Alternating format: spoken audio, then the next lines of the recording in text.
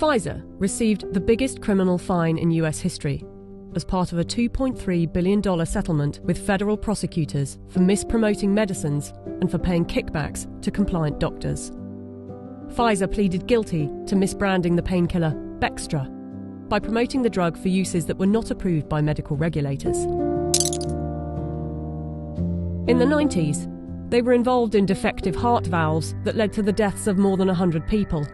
The company had deliberately misled regulators about the hazards. The company agreed to pay $10.75 million to settle Justice Department charges. In 2004, Pfizer's subsidiary agreed to pay $430 million to resolve criminal charges that it paid physicians to prescribe its epilepsy drug, Neurontin, to patients with ailments for which the medication was not approved.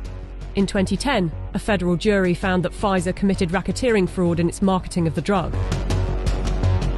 Pfizer disclosed that during a 6-month period the previous year, it had paid $20 million to some 4,500 doctors and other medical professionals for speaking on the company's behalf.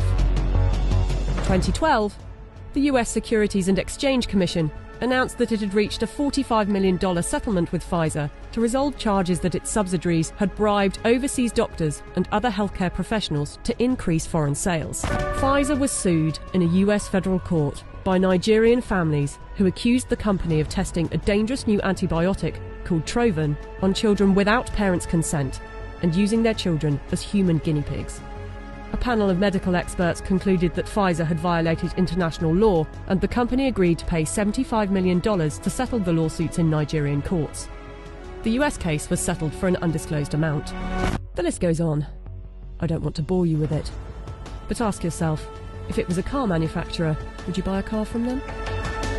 But there is a very small part of professionals which they circulate on purpose misinformation so that they will mislead those that they have concerned. Those people are criminals. They're not bad people, they're criminals.